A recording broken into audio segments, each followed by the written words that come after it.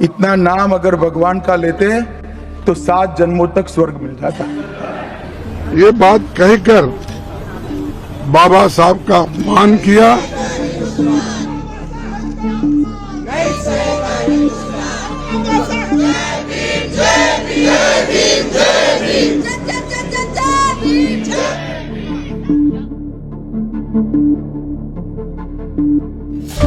नमस्कार दोस्तों,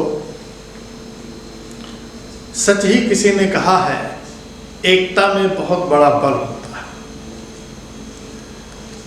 जैसे कि ये 5 उंगलियां हैं, अलग अलग करके कोई इनको कैसे भी तोड़ सकता है, और एक उंगली से कितनी भी कुछ कर लीजिए, ताकत उसमें ज़्यादा नहीं मिल पाएगी। और ये कह सकते हैं कि किसी उंगली में ज़्यादा ताकत हो सकती है, किसी उंगली में कम हो सकती है, लेकिन उतना प्रभाव नहीं पड़ता है जितना इस तरह से मुक्का बन जाने में होता है।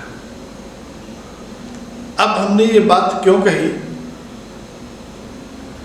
अमित शाह जी ने, जो देश के गृह मंत्री हैं, उनका जो एक राज्यसभा के अंदर 15 से 16 सेकंड का दिया गया भाषण में अंबेडकर जी के बारे में जो बात कही कि ये लोग, ये जो अगर अंबेडकर का नाम लेने का जो फैशन बना लिए हैं, इतना भगवान का नाम लेते तो शायद है कि उनको स्वर्ग मिल गया होता। ये बात विपक्षी पार्टियों ने पकड़ ली है, विशेष करके कांग्रेस ने। अब इस क्लिप के माध्यम से अब उन्होंने बिल्कुल अंबेडकर साहब का अपमान किया अमित शाह जी ने, और इसको लेकर के संसद से लेकर के बाहर तक हर जगह उन्होंने धरना प्रदर्शन किया। और 1-2 जगह नहीं है, लगभग पूरे देश में, हर शहर में जिस स्तर से आज कांग्रेस पार्टी के कार्यकर्ताओं ने जितना हुजूम दिखाया, शायद ये 10 सालों से दिखाते रहते तो आज कांग्रेस की ताकत कहीं और होती। देर से सही उन्होंने जो एकजुटता दिखाई, वो एक जो है मिसाल भी बन गया। दूसरा, कांग्रेस के साथ अन्य जो क्षेत्रीय दल थे जो छिटक रहे थे, जैसे कह सकते हैं सपा है, ममता की पार्टी, तृणमूल कांग्रेस है, आम आदमी पार्टी केजरीवाल जी है, और ये कह सकते हैं कि शिवसेना भी जो है कांग्रेस से जो दूरियां बनाने की बात हो रही थी, या उनके अंदर जो मतभेद दिख रहा था, वो सब एक साथ एकजुटता का परिचय दिया। और ऐसा लगा वास्तव में कि बीजेपी को एक बहुत बड़ा करंट, क्योंकि पूरे विपक्ष ने गृह मंत्री अमित शाह से इस्तीफा मांगा। अब जैसे कहा गया है, एकजुटता ही कमाल है। अब इधर बीजेपी में भी अमित शाह के बचाव में पूरी बीजेपी खड़ी हो गई। उनके बचाव में आज भी को ट्विटर हैंडल से पटा हुआ, वो उनकी अपनी एकता है। और जो मीडिया की जो अगर बात आई, जो स्ट्रीम मीडिया है, अब जिसको कुछ लोग कहते हैं गोदी मीडिया या मोदी मीडिया, जो भी कह सकते हैं, या कारपोरेट मीडिया, वो भी एज अ, जैसे कि अमित शाह को नहीं घेरा गया है एज अ चैनल या बड़े अखबारों को घेरा गया है, इस प्रकार से उनके भी ट्वीट आना शुरू हो गया। खैर, हर कोई किसी न किसी से लगाव रखता है, जुड़ता है। जब कारपोरेट ने सब खरीद ही लिया तो वो भी भाषा वही आएगी जो कि एक पार्टी की है, तो उसमें आना कोई आश्चर्य की बात नहीं है।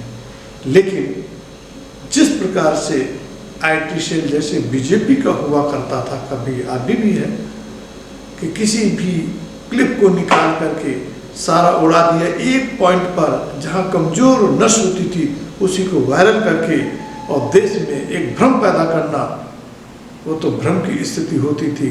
लेकिन यहाँ पर अमित शाह ने खुद ये चीज़ कही कि अंबेडकर साहब का जो अगर इतना नाम लेना फैशन बना दिया है, इतना नाम लिया जाता भगवान का तो उनको स्वर्ग मिलता।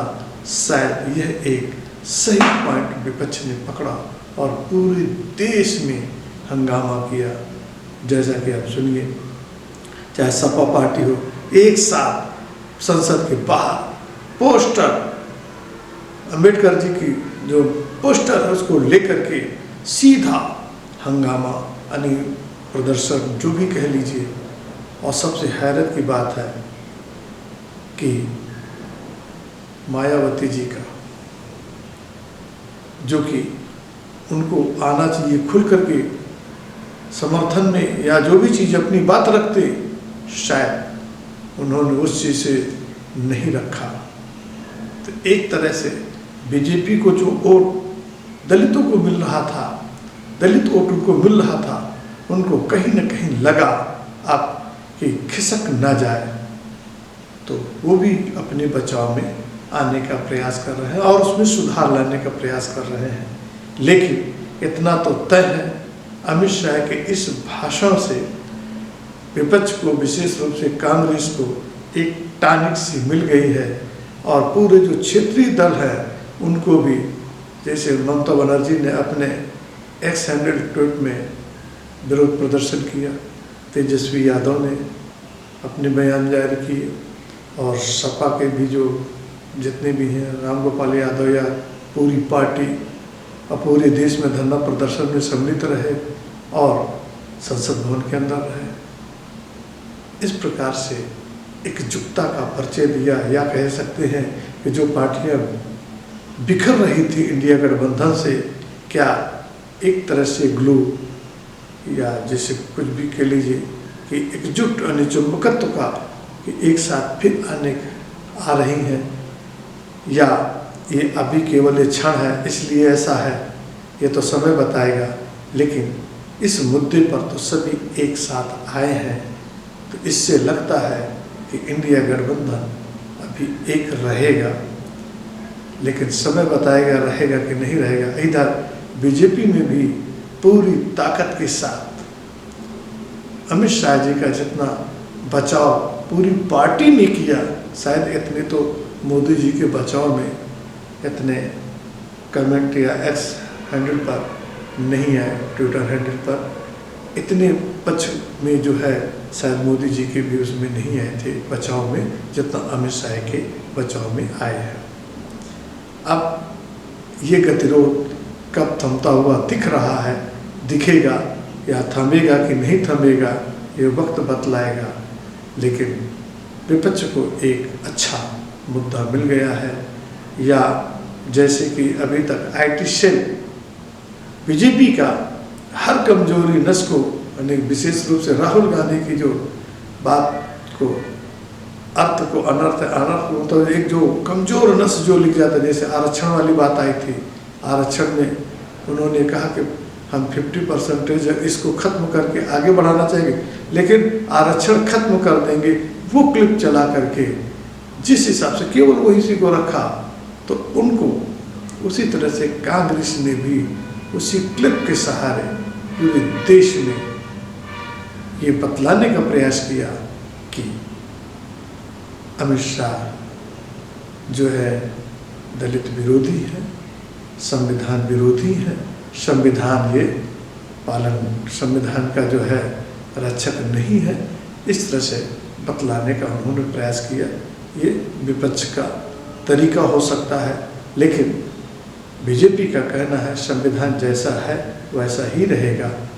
ये कई बार देश के प्रधानमंत्री भी कह चुके हैं, लेकिन कहीं न कहीं कमजोरी जब मिल जाती है तो छलना स्वाभाविक है। जय हिंद, जय भारत।